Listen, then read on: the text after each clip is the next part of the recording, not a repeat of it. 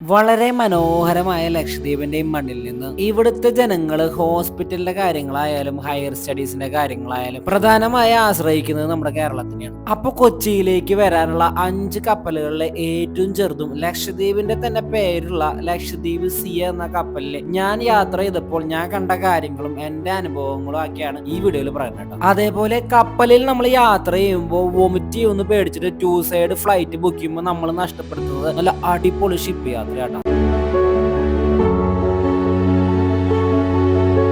ഈ ശാന്തസുന്ദരമായ അറബിക്കടലിലൂടെയുള്ള ഈ യാത്ര ഞാൻ തുടങ്ങുന്നത് നമ്മുടെ അഗത്തി ദ്വീപിൽ നിന്നാണ്. ലക്ഷദ്വീപിലെ ഒട്ടുമിക്ക ദ്വീപുകളിലും നമ്മൾ കാണുന്ന ഒരു സംഭവമാണ് ഈ കടലിലേക്ക് നീണ്ടു കിടക്കുന്ന കടൽപ്പാലങ്ങൾ. ഇങ്ങനെയുള്ള പാലങ്ങളുടെ തുടക്കത്തിലുള്ള ചെക്കിംഗ് റൂമുകളിൽ നിന്നുള്ള ചെക്കിങ്ങിന് ശേഷം നമുക്ക് 2 രീതിയിൽ കപ്പലിൽ കയറാൻ പറ്റും. ഒന്നെങ്കിൽ നമുക്കൊരു ലാഡർ വെച്ച് ഡയറക്റ്റ് ആയിട്ട് കപ്പലിൽ കയറാം, അല്ലെങ്കിൽ കപ്പല് ആഴക്കടലിലാണ് നിൽക്കണ്ടാവുക, അവിടേക്ക് നമ്മൾ ബോട്ടിൽ പോയി കയറണം.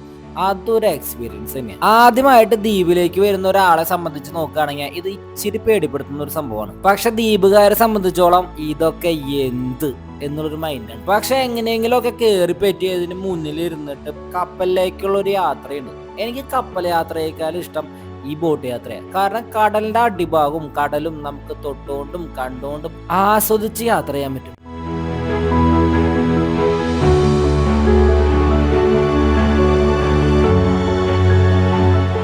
ഈ കപ്പലുകളായാലും വിമാനങ്ങളായാലും ഇവന്മാർക്കൊരു പ്രത്യേകതയുണ്ട്. ഇവന്മാരെ ഏത് ആംഗിളിൽ നോക്കിയാലും ഒരു കിഡിലൻ ലുക്കാണ്.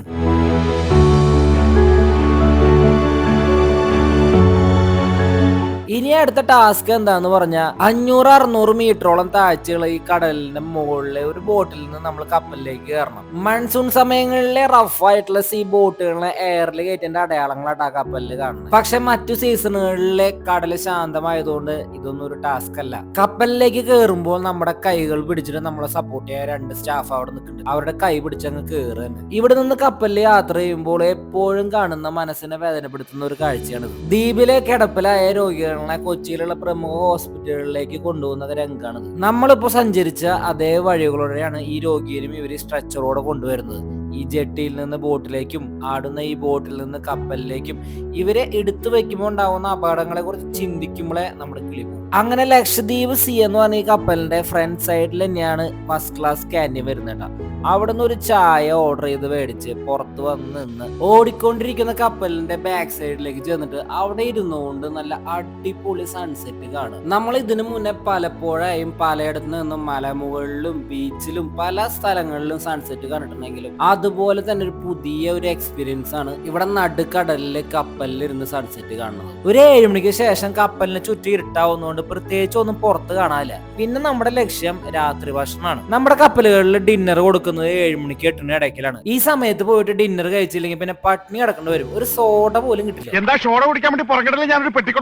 കപ്പലിലെ ക്യാൻറ്റീന്ന് കിട്ടുന്ന ഫുഡിന് നമ്മൾ സെപ്പറേറ്റ് ക്യാഷ് കൊടുക്കണ. അവിടുന്ന് പിന്നെ മൊബൈൽ ചാർജർ ഹബിൽ പോയിട്ട് മൊബൈൽ ചാർജ് ചെയ്യാൻ വെച്ചിട്ട് എന്റെ 91 എന്ന് പറഞ്ഞിട്ടുള്ള ബങ്ക് സീറ്റിലേക്കാണ് വെച്ച് പിടിച്ചു. ഈ കാണുന്നതാണ് കപ്പലിന്റെ ഏറ്റവും അടിയിലുള്ള ബങ്ക് സീറ്റ്. ഏറ്റവും കുറഞ്ഞ ചാർജാണ് ഈ ബങ്ക് സീറ്റിനുള്ള. ഏകദേശം ഒരു 1500-2000 ഇടയിൽ വരും. ഇവിടെ കയറിയിരുന്ന് നല്ലൊരു സിനിമയും കണ്ട് നന്നായി കണ്ട് ഉറങ്ങി നേരാണ്ട് വെളുപ്പിച്ച്.